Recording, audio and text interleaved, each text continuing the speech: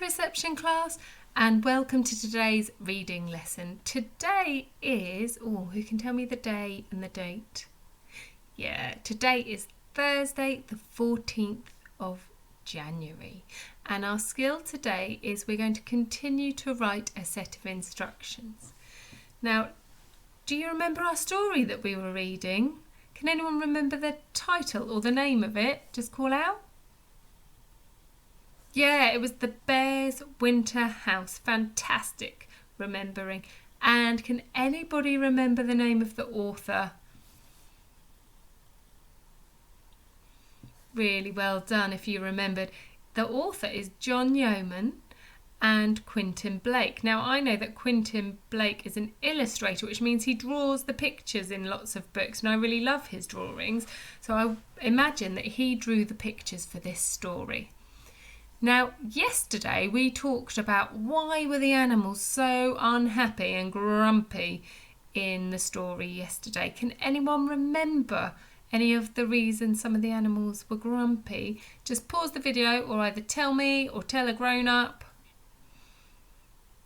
Fantastic if you remembered. We had the squirrel being really grumpy because all his twigs from his nest got blown out of the tree. We had the pig being grumpy and cold because all the straw got blown out of his sty. And we had the hedgehog and the hen as well, and they were all cold from the wind in the winter. Really good remembering if you remembered any of them. So today I want you to listen out for why the poor bear can't sleep in our story today. Okay, so let's begin.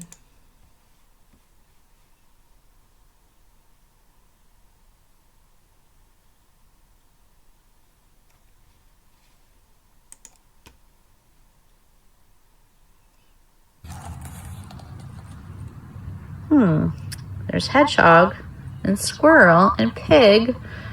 At last, the four animals could stand it no longer.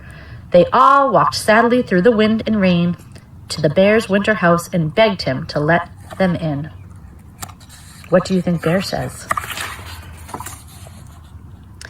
As he was a very kind bear, he got up from his cozy bed of moss and made a small hole in the wall for them to squeeze through.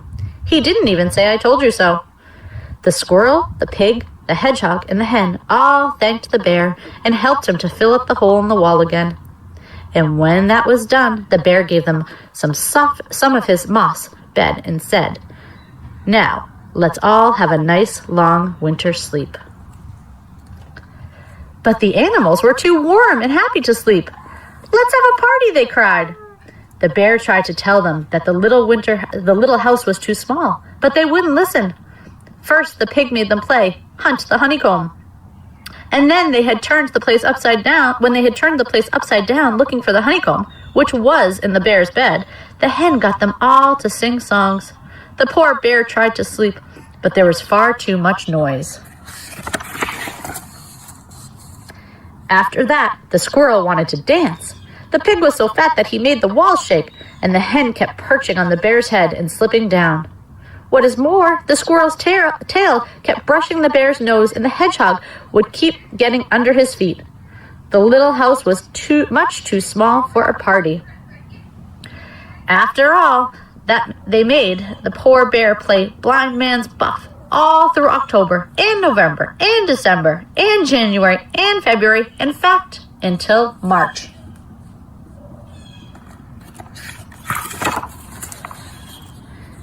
Then they all put their heads out of the doors and saw that it was a wonderful spring morning. "Goodbye, Bear," they called, "and thank you. We will be back next winter." What do you think Bear's thinking right now?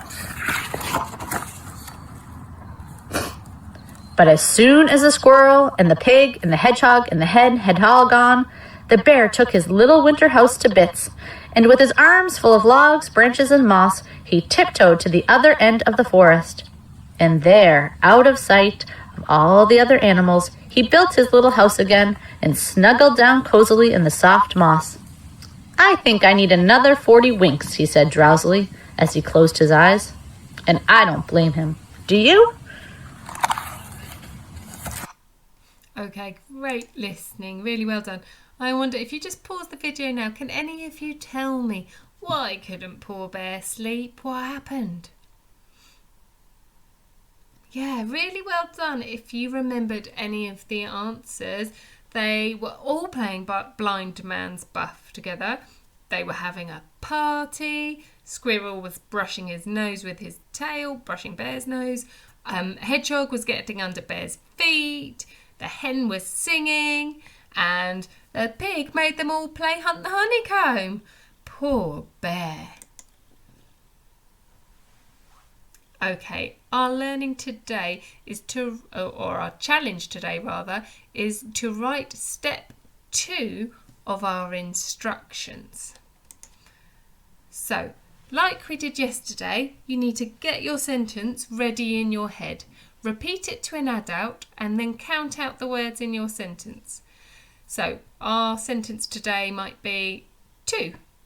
Weave the sticks between the logs. So our first word is weave, and as we come to write each word, we're going to segment it and write it down, and just skip out the sounds that you can't hear. So, but in our first word, weave, we have w-e-v, weave. Then when you come to write the next word, remember our finger spaces. Now I normally use 2 fingers, just to make sure the space is nice and big and clear. The next word in our sentence is weave the. So it's a tricky word. If you can remember how to write it, great job. If you need a little bit of help from your adult, that's fine. Ask them to write it for you and then you can copy it down. So we have weave the.